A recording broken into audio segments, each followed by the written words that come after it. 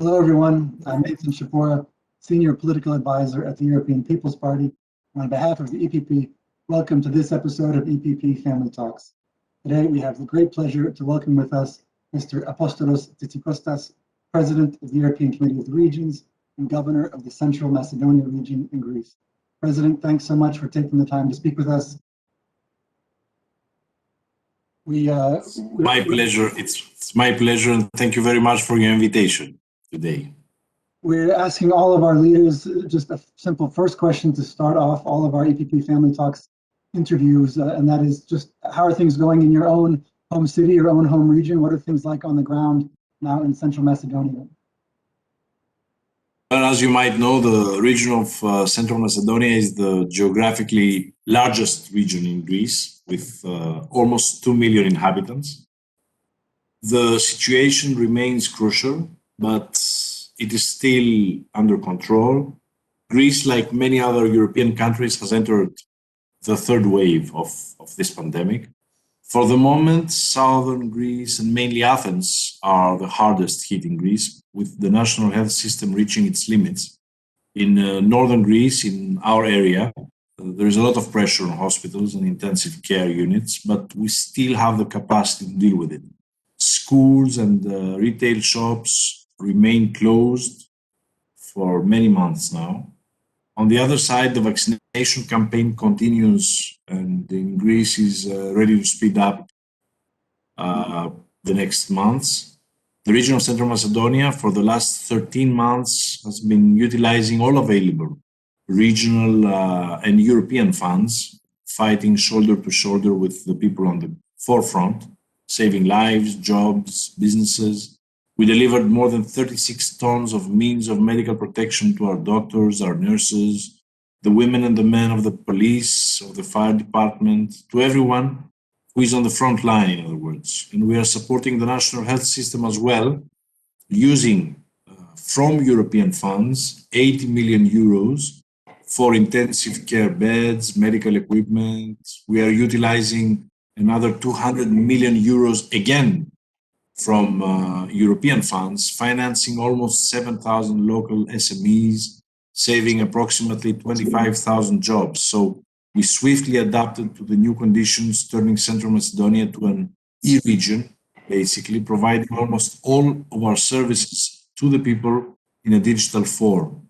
And at the same time, we have not set our eyes off the more than 1,000 big, medium, and small projects that are currently developing regarding the environment, tourism, innovation, entrepreneurship, building of new schools, modernizing and expanding our infrastructure here in northern Greece. So we are fighting the pandemic, and at the same time, basically, we are not letting our work stay behind.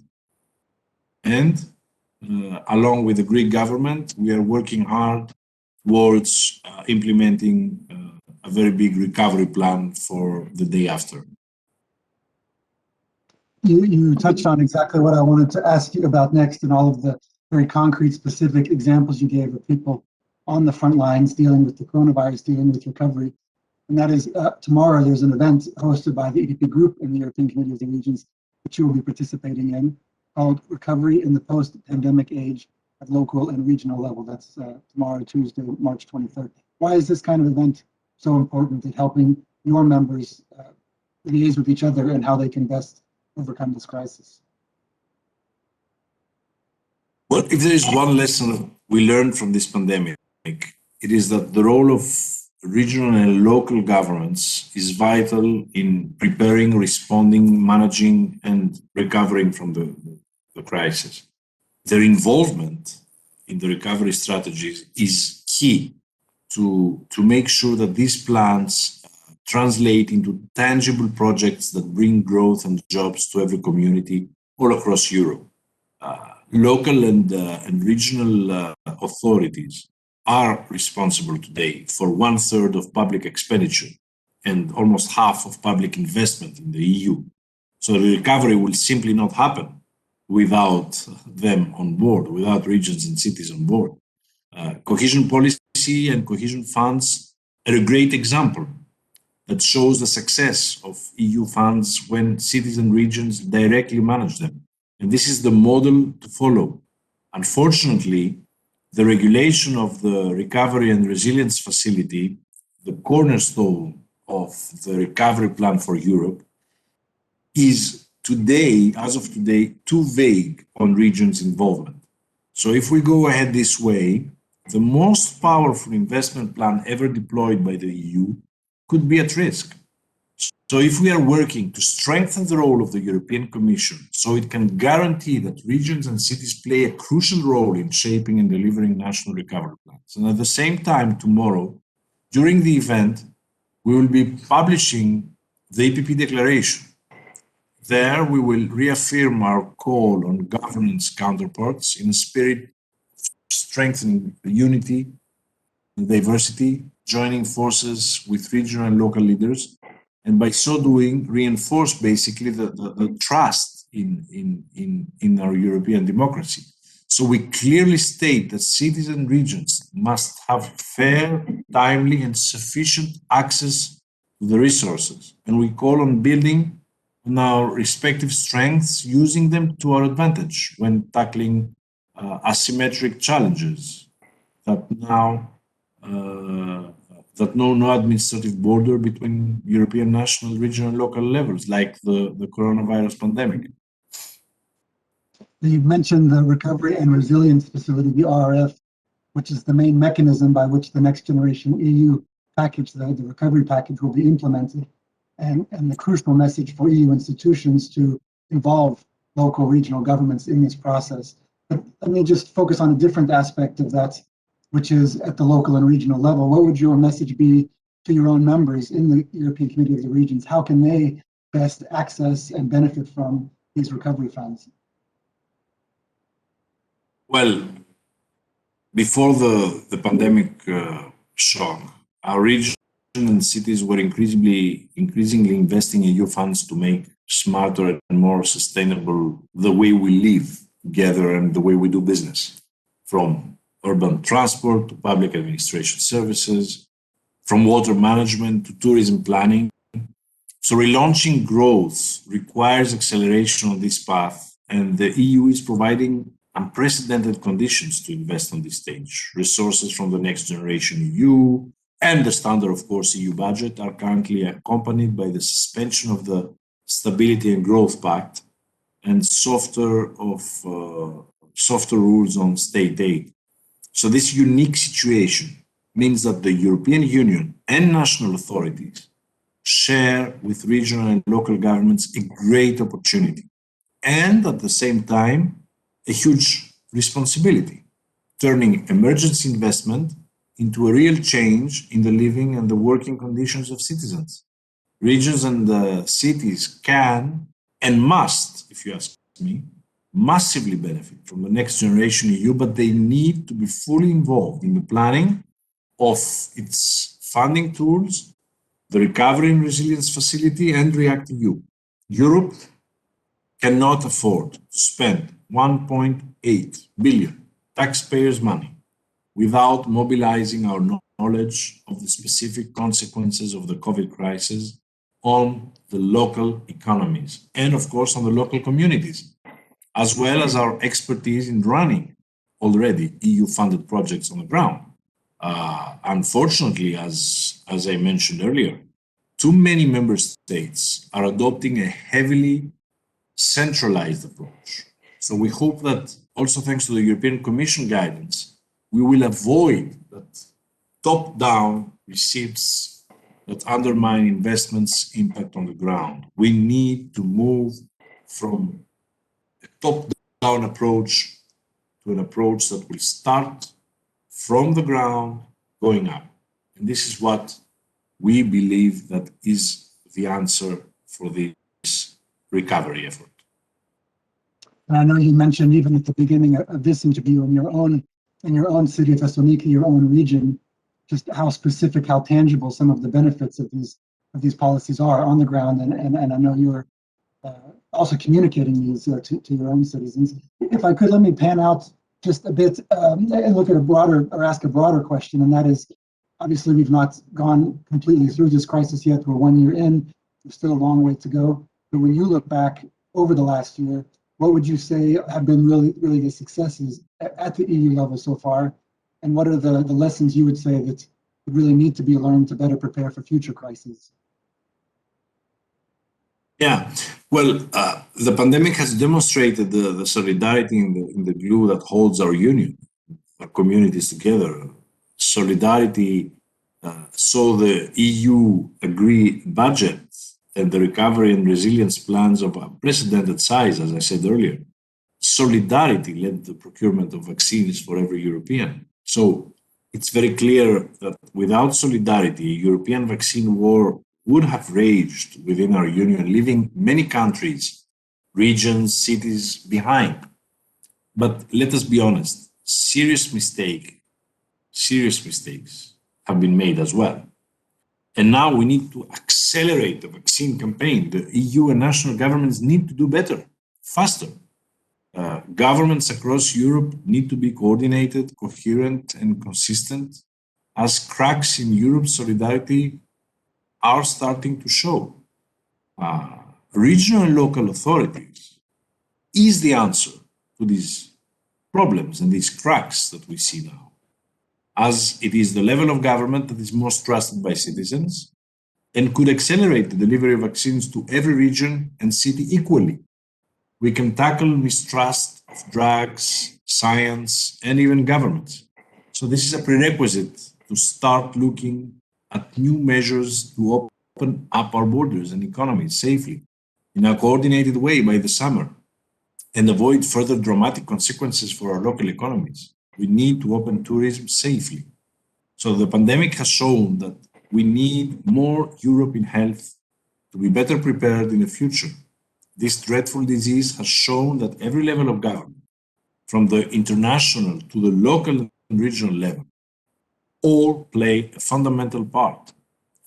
Our committee, the Committee of the Regions, stands ready to debate the health union based on our own local and regional competencies in line with the EU's guiding principles of subsidiarity and proportionality.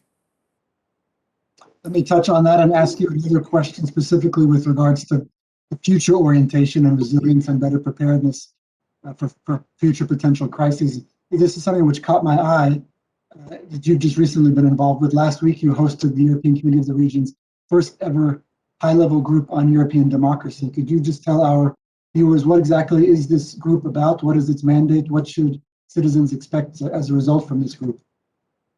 Yeah, well, the Conference on the Future of Europe can offer a unique opportunity and should offer a unique opportunity to reflect about the current EU institutional model and to strengthen basically our European democracy so that it can better respond to the real needs of the Europeans. But let me be clear about that. A contest beauty and might between the Brussels institutions and the member state capitals will offer nothing and will change nothing in people's lives. So what we want now is a profound democratization process that will bring the EU closer to the people. We want less institutional complexity and more democratic representation on people's vote. Local and regional leaders are crucial to legitimize the bottom-up approach of the Conference on the Future of Europe. Our committee can gather input from citizens on permanent basis because local and regional authorities are the closest and the most trusted level of government, and we can provide invaluable feedback. So to help and support our work, we have launched a high-level group on democracy, chaired by the former president of the European Council, Herman Van Rompuy, and composed by 7 wise men and women with great experience. So their expertise, their commitment to the EU values, and their profound knowledge of the European Union represent invaluable assets that will help us maximize the committee's contribution to the Conference on the Future of Europe. Each member has a unique background and vision that will bring inestimable added value to our work. So we want and we must ensure that our European House of Democracy comes out of this conference on the future of Europe reinforced in all of its components from the debate of the future of Europe. That is exactly what we need today, a modern European house of democracy with the EU being the protective roof, the member states the strong walls, and the regions and cities the solid foundations of this house of democracy.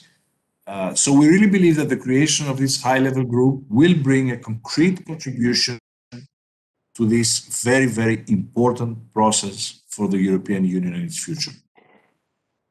I should say first, thank you so much for this metaphor. A few days ago, I had the privilege of speaking with Tipperary County Councillor, Mr. Michael Murphy, who used this metaphor as well and attributed it to you. And I told him that I would ask you about it, and I had forgotten. So thanks for bringing this up. I think it is indeed a very helpful and a very clear picture for the spirit of what you're talking about, this engagement at local level.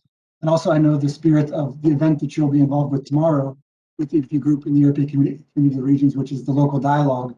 The local dialogue forums, I know, is a forum which they used also, EPP group, in the last campaign in 2019, and it's a very useful tool for engaging at local level in exactly the way that you're talking about. So that would actually lead me to my last my last policy-related question, and that is, how do you see the EPP group, the EPP family rather, across Europe, playing a leading role throughout this crisis?